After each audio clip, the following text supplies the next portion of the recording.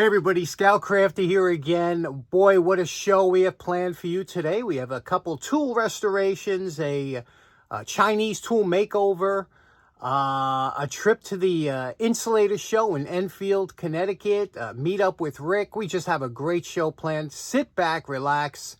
Let's get started right away. Okay, next up, this might be a problem that some of you have. I know I've had it a few times.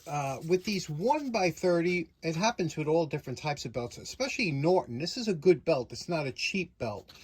But where it's joined, and how they join these belts, they cut them in strips here, and they're joined with a small piece of tape. You see this tape here? This is a high-performance tape. However, depending on how this tape is stored or how the belts are stored, if you put them in a garage or a moist area, these things fail. I ran this thing for less than 3 minutes and this failed. I've had this happen a lot of times where the joint fails. Don't throw the belt out.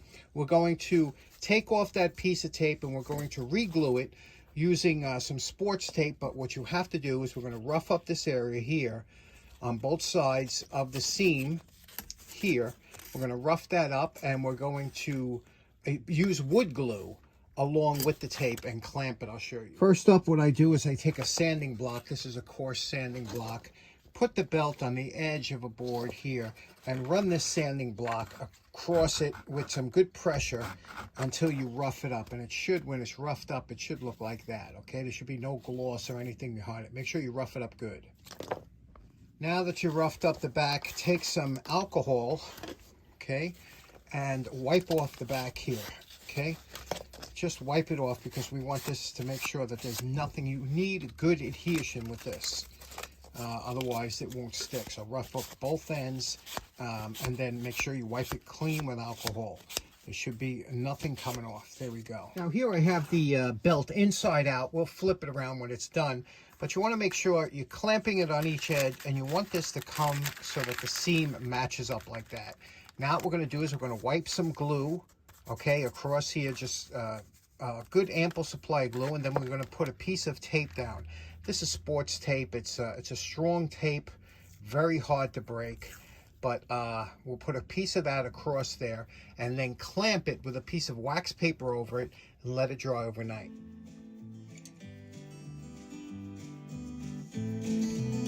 Okay, it's been 24 hours. You could see this is adhered really well on here. You just turn the belt inside out now, or right side, and you could see here. Now, if you have a little spillover glue, this will come off as soon as you use it, but you can see that seam is pretty much, and this ain't going anywhere. So that's the only way I have found that to fix these belts when they snap at the seam. Okay, next up, the other day I'm on Amazon and I see on sale, they had this screwdriver. It's a Chinese knockoff of a perfect handle or one of those type of screwdrivers that we've done here on the channel. Everybody's kind of dipped into it one time or another. And I said, you know, can we possibly, for $5, make this screwdriver into something decent? Let's take a look at what we have here. First of all, the grind. It's a quick grind, a little tip off there. I don't know what's going on there, but it's not horrible. Okay, and then we have this, it seems like a little overly thick, but that's okay because it's strong, right? The handles. This is some kind of, I love to use this expression, Chinese punk wood. They have a lot of wood over there in China that they use for tools and stuff that it's almost like our pine, but it not quite is, but it's not bad, right? It's kind of a raised grain. Let's look at the sanding job they did. They used kind of a rough belt over here. I don't know what happened here. Same on this side a little bit, but a rough belt sanding. And on the back, look at that. They just kind of just ground it down quick. But again, it's a $5 and the rivets don't line up right, and they're kind of small. But can we make this into something that wouldn't look so bad? And what do you say we give it a, because this is like 75% there, we just have to do a little bit more. What do you say we do that and see what we can get this to look like? Now, I was pleasantly surprised when taking this over and starting to grind on it of the spark test. Now, when you look at the sparks that is generated by certain metals, you could tell the quality of the temper and also the hardness and, you know, the composition of the metals. So you could see here the type of spark that we're getting from the shaft and the tempering, and you could see these nice long sparks with the tails at the end, and that indicates that this steel is a high quality tool steel, which was very surprising to me. And then when you take a look here at when we ground down, you could take a look at the grain of the steel, and it looks like pretty good, especially for $5. Okay, you know, I knew this would be a fun project. I'm having a good time with this. You see what we did here? We cleaned up. We brought this down a little bit thinner into a better tip. This is a better, and we cleaned it up with brought it down a few notches, thinned this out just a little bit, and the back we did here. But we'll finish all this later on. But first now we're going to gun stock this, give it a little color. And what do you think so far? We're calling this project done. I have to tell you something. I really enjoyed this. And what do you think about it? What do you think about how this came out? Let's take a look at what we did. We just reground the tip, you know, that it looks good. The shaft, took it down just a little bit, but polished it out, you know, to a better shine, right? And look what we did with the scales. This is the original scales. Nothing was changed, but we, you know, the gun stock, the shellac, followed by butcher's wax. Nice. And the top, remember what we did with the top here, the top, how that looks. It's a nice polished top now. I gotta tell you something. I've grown very fond of this while working on it. It's a you know, a lot of you wanted to try one of these, and I think this is, now there's really not much you could do with these scales, because like I said, it's a Chinese punk wood. But again, I think it looks good. What do you think? If you saw this, you wouldn't really know that it was a newer screwdriver at a distance until you got close. So what do you think? Next up, we haven't had too many projects this week for the poor man's flea market. However, I have been finding some interesting things out of my walk. Check out this item that I saw right around the corner from me. It is one of those life-size punching dummies, and this one was really heavy-duty, well-made, nice condition. It even had an electronic meter to, I guess, count how many times you hit it. What a nice item that was, but it was way too heavy for me to drag home. Not that I would anyway. But that's pretty cool to find, right? Okay, next up, we're having some more fun experimenting down the shop. I want to show you, some people were asking, because I like analog meters. This is an example of an analog meter, and this is a digital meter, as you all know. And some people are saying, well, is there still uses for the analog meter? And I'm going to show you one use that we use analog meters for a lot of times. Even today, even though digital is used all the time, there is still some uses for analog, and I'm going to show you what. This is a variac, which varies the voltage. I have it hooked up here. I have both meters hooked up to the variac, and I'm going to show you, I'm going to bring up the voltage, and I want you to watch the meters. Okay, I'm going to increase voltage. Now, the reason you would like an analog is you could see if there's a dead spot in, let's say, the variac or any kind of variable resistor or variable potentiometer that you might be using. So as you can see, I'm bringing this up here, and you can see the digital meter tends to jump 43, 46, 48, you know, where you could see the analog moving up very slowly. You could see here.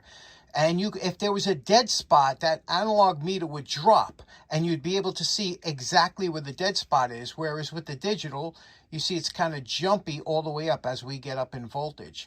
And also, it's a good way to test, you know, your meters here. Here you can see the old Simpson. That's like a 50-year-old Simpson.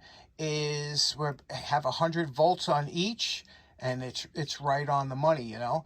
So and you could bring it up here. You could bring it up until 120 volts or whatever you want, or here we can get it up. We can go a little bit further with the variac. We could get up to 125. Check that. You could see it's right on the money with the Simpson. So that's one way you could use these meters. You could see if there's any drop by bringing it up slowly, whereas you couldn't do that with the digital meter. Pretty interesting, right? Next up, here's something I thought you might find pretty interesting. I ordered this gauge by mistake. I wanted a vacuum gauge, and it was late at night, and I was looking for a vacuum gauge that measured in inches of water. Okay, that's, you see this? Inches of water. So I ordered this. This is a pressure gauge that measures in inches of water. And what that means is this is equivalent to if you were trying to raise a tube of water, how high the water would go up the tube when you put the pressure in here. So, and I needed that vacuum gauge for measuring my vacuum cleaners. I'll get more into that when we get it. However, I did find this interesting because this is totally different, this pressure gauge, than what we're used to. We're used to a PSI gauge, right? Pounds per square inch. Now, inches of water, totally different animal. In fact, when I blow in here, I could get it up to almost 40 pounds of 40 inches of water. Whereas when I blow in here, I'm lucky if I get 2 psi, you know, with your lungs, because it's based on something totally different. So, if you would have a low pressure application that you have to monitor, and a PSI gauge is not going to cut it, this is the one you need. Inches of water. Pretty interesting. Let me show you what this looks like inside and how it works. To remove the gauge from the casing, there's a small plastic lens that pops out. There's 3 small screws behind you, just undo, and this pulls right out of the casing. If you look here at the gauge, you can see the back of it is a tin diaphragm and some brass mechanism. Let's take a closer look. Okay, here we go. Here's the inner workings. And what you have here is this little soldered tin affair is a bladder. It's nothing more than a bladder that expands and contracts when you add pressure through this hole here. Now, when it expands, this little ledge here will rise up, pushing this needle. Can you see that little needle there? It'll push that way. And when it pushes it that way, watch what happens to the needle here. You see? You get under it. You see how it raises and lowers it? That's all it does. So it's a very little bit of motion on this bladder that transmits to this arm, which is on a bearing, which moves this clockwork-like spring and moves it up and down. Very interesting. So if you stick your stick under here and you raise it up just to pretend like you were, that's the pressure would increase that. So that's all it is. This little bladder expands and contracts, and over here it shows you on the gauge how much it's expanding and contracting. Very interesting how these pressure gauges work. Okay, next up, as you know, I collect glass insulators. Those are the insulators, pieces of glass that are on telephone poles and other structures that insulate the wire from the structure that they're on, and they've been around for over 100 years. They were usually colorful globs of glass that were pressed into a mold, and a very interesting design. It's meant to shed the water so they don't stream and short out. We could talk about them all day long. However, I went to a show on Enfield, Connecticut, an insulator show, and there aren't too many of them around, but there are quite a few people that do collect insulators, but not too many shows. And I have to tell you, the nicest people you'll ever meet are insulator collectors and dealers. Just wonderful people. You start talking to them for 10 minutes, nicest people you'll ever meet. And a good friend of mine and of the show, Rick Centore, who you might remember from the Zagray shows. He showed up because he only lives a few minutes away from there. And we had a great time looking around the place. And I shot some footage. Check out what we saw.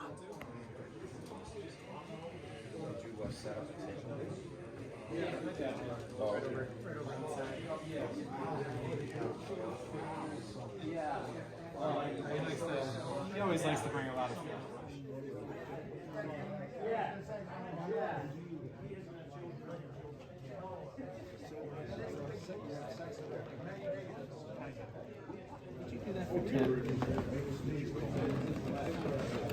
No, 15 will be I good. understand.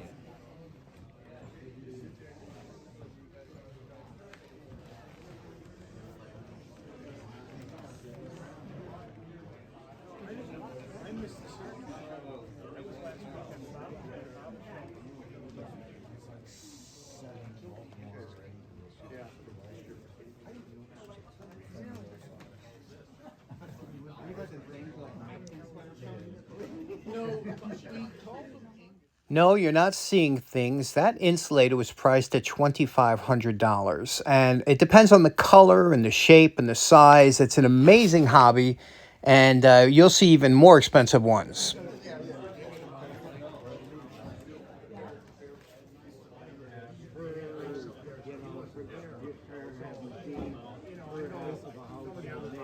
Otherwise, we're trying to shove all of any wealth or potential wealth that she might have over to you. Me, and then directly to me, directly to the kids and vice versa. Wow.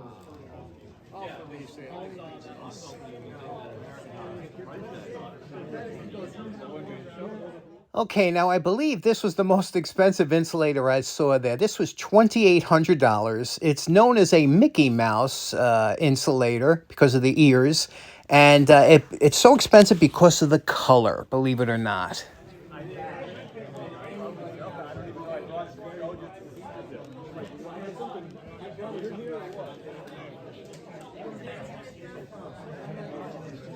Did you see the price on that?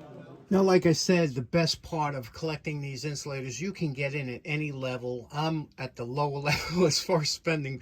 These are mostly dollar insulators, you know, and a lot of these I got at the half price table. But my most expensive one I bought with this Hemingway at $8, this one here, because it's in such beautiful shape here, you could see. And the rest, like I said, were, you know, this one says $3, but some of them I got at the half price table. But I had a great time there, and I bought these two. These are, this is what the insulators were mounted to. And you can see here, there's a squared bolt and a shaft, and this would pass through the cross beam on the pole, and they all had this same thread on here, and you can see how this would work, whether it be it would just spin on there, and that's all you did. That's how the insulator was mounted onto the pole. Just screwed onto here like that. And even big ones like this, they use the same threading, and you can see it screws right in there. And once it's screwed in, they were locked on there. Now, the ones that have the grooves on top, they were mostly made for current, for you know, high current, high voltage lines. And the ones like this here were meant many times for communication lines. You know, they're a little bit smaller, and they were wrapped around the side. They look similar to like this, the way they were wrapped around. That's how the wires were held on. But like I said, I met up with my good buddy Rick, and he brought down some stuff that he thought would be great for the channel. Let me show you. Now, besides being my good friend, Rick was a Marine in the Vietnam War, and also Rick is an author. He wrote this book, Deadly Decision. And it has exploits of his father's exploits during World War II. A very interesting book. And but Rick's such an interesting guy because his background in aviation, he volunteers at the New England Air Museum, which we're going to be paying a visit to shortly. Rick's going to give us a tour. And you can see here, Rick is currently restoring an engine. Look at the size of this engine that went into a P-47 Thunderbolt. And you can see that's him with a valve cover, just one of the valve covers of that motor. So he's constantly busy. Anyway, he brought these tools down because he thought that'd be interesting for the show. And there was some great stuff here. First of all, look at this here. This is a antique tire pressure gauge that still works to this day. And you could see how they used to make things years ago. You would put this in your pocket. This is the release valve. And it was good until 80 psi. That's all you need, right? What a great little gauge this is. Brought down, we like the folding rulers here, but this one here is a king cutter, which you know, I'll tell you the truth, I don't have one of those. In fact, I don't remember seeing one. King cutter K680, and in beautiful shape, but we'll do a nice cleanup on this one too. Brought down a body hammer, a plumb. We'll talk about more about this when I do this in a little while. But first off, I want to show you this here. This is and I don't even know how to pronounce it, so I'm not. But this is what's interesting, you've probably never seen one of these before. And this is called a Planimeter. Now, what's so interesting about this tool, and look at that, anything that's comes in this kind of case with this green flocking, or, oh, just beautiful, right? You can see how the scales, and let me show you, demonstrate how cool this tool is and what it's for. Okay, what a planimeter measures is area. And what is area? Now, we all know that, for example, if we have an area here, this is 3 inches by 3 inches. You can see 3 inches across, 3 inches down. To measure area for this square, you would say 3 times 3 is 9. And there's 1, 2, 3, 4, 5, 6, 7, 8, 9 square inches within this 3 by 3. So it's length times width is how we get area. And that's all good and fine. But if you're looking at a map and you have to find the area, what is the area or acreage, let's say you were looking at, for something like this unusual shape here. You can see it looks like a blob. How would you do it? Well, that's where this beautiful tool comes into effect. They have all computers and things that do it now, but this was all mechanical. Let's take a look at how this works. And you can see here, all it is, there's a wheel here, free spinning. There's a wheel here that touches the paper. I really should be on a flat surface with a better paper, but I'm just doing this because it has a little bit of texture to it. And you can see here when this spins, this will spin that knob here, okay? So first thing you do is you zero it out over here. You zero it out, and then you put this down where you want to measure. We're going to measure this 1 by 1 square. Can you see that? Now, the only other part to this planimeter is the arm, okay? Now, this arm here has a little kind of a pin here that would hold it against the paper. Again, this is spinning on here, so I'm going to use this piece of wood. I'm just going to pop it into here so it don't move anywhere. But then you just drop it into this little thing here, and you're ready to go, okay? So now, what you're going to do, this little pointer, now on the later ones, they had magnifying glasses hooked here, but this here is an early one, and this little pointer, we're just going to trace around this area here, and you can see here, I'm going to move it down like this, and watch what happens, and then we're going to move it over like this, and then we're going to move it up, okay, and then we're going to move it back over. Now I just traced it over, and if you look over here, okay, if you look over here, you could see that it says we did 1 square inch. You could see how it's marked up there, 1 square inch. And how did it know that? We were all going up, down. It's amazing. Now, let's see what the area for that blob is. Okay, we're going to measure this. Let's say it's a pond on a map that we want to measure. Now, this arm could go in and out for different scale maps, but the way it's set up now, so let's say we want to measure the area of that pond on a map. So I'm going to run this around the edge of that pond here. And let me see. Again, this is not the best conditions, but I'm just giving you an example. Bring it up and around and right there.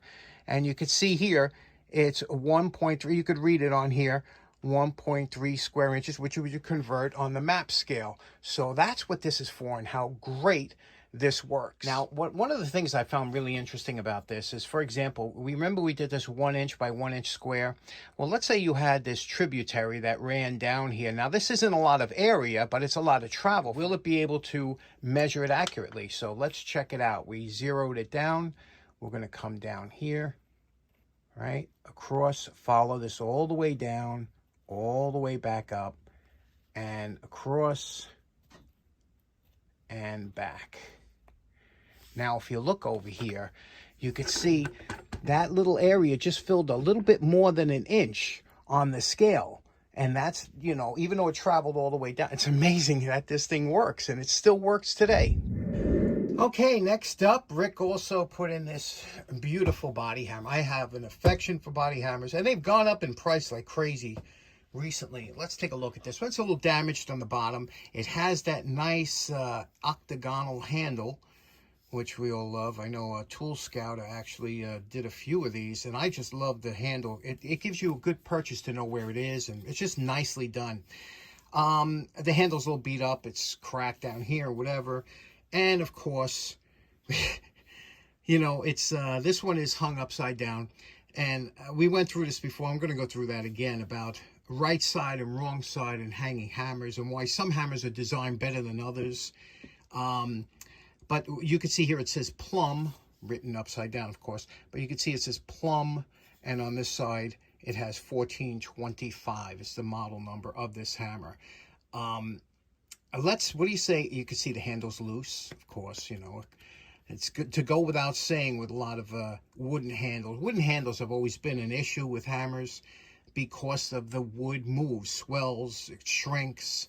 They're, you know, again, the way they're hung and whatnot. Let's pull this off. It's got some kind of wedge in there. Let's pull this off and see if we can't do a nice job, clean this up and save this hammer. Okay, now you see here, this here had a step kind of cut into the bottom. When you push this down onto a step, you know, you really want this to transition into a slope around the bottom so that it presses into there and it seats nicely. When you have a step like this, the problem is that when this shrinks down, there's no way to knock it, you know, to hammer the bottom and knock this back in because you got that step there. So we're going to eliminate this step that's all the way around there. And to get this wedge out of here, we're going to cut about an eighth of an inch, a little bit further with a hacksaw down until we expose that wedge, and we'll pull it out. And there's also a nail in there. They tried to, you know, tighten this up, but we're going to move it down a little bit, so there's nothing to worry about. Again, this handle, it's a beautiful handle, but it is damaged. We're going to try and fix what we can. Let's do it. Okay, now you see what we did here. We cut down with a hacksaw.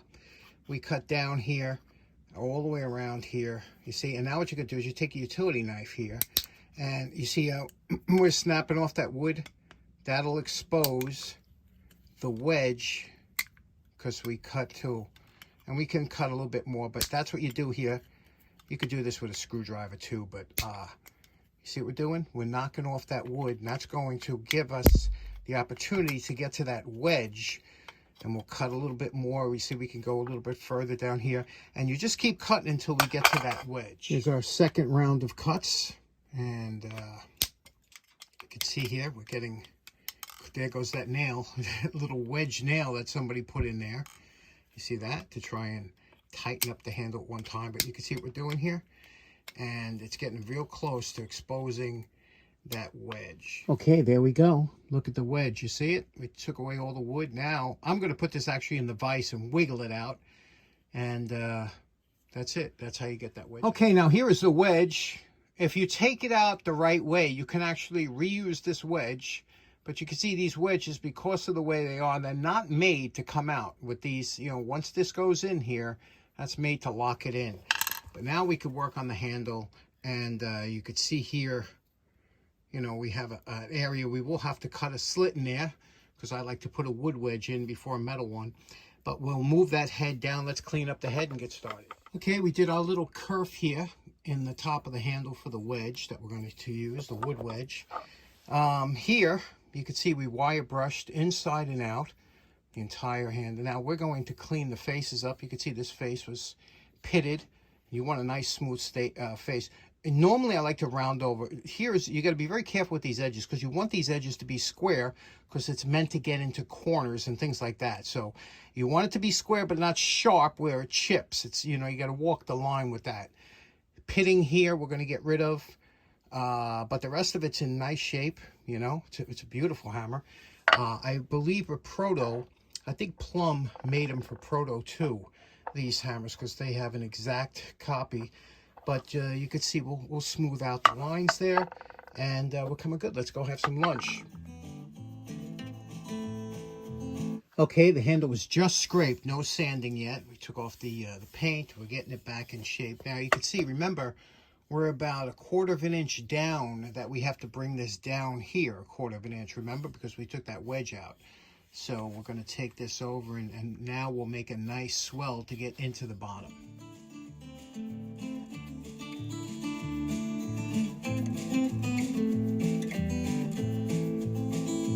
Now, you know my favorite part. Remember what Rick's body hammer looked like before we started. And we're calling this project done. Now, if this green comes out a little bit pale, believe me, it's a beautiful shade of dark green, but sometimes the camera doesn't pick up. But you can see what we did here. We did the handle up nice. We took off that damaged area in the bottom. We put that little bevel on that should be there. We kept all of everything that you would want on the handle, and did a nice seating job on it using the original wedge. See that? That's the original wedge that was in. I told you could reuse it if you take it out right. As for the faces, this is the important part. I told you can't have this. It's got to be at a right angle, but it can't be sharp that it chips. And that's just what you want. Smooth enough that you could touch it, but not a chipping surface. We used that electric Hercules right angle die grinder to get all in here. There's all kinds of pitting. Remember the pitting that was on here is all gone. But this here is the hammer face that you'll most likely use more often. This here, this rounded area, it's very important that you take and you make the edge soften. You soften the edge all around, because if you should have a sharp edge when you're hammering metal, it's going to leave a registration mark of that mark around here. So here's another one of my body hammers that was given to me by Jimmy Campanella and Jimmy and Lisa, and you can see here, this is a Fairmont, and they make really good body tools, and you can see they have a bevel around the edge, but you really want, and it'll wear in as you use it, but you really want to have this almost like a curve.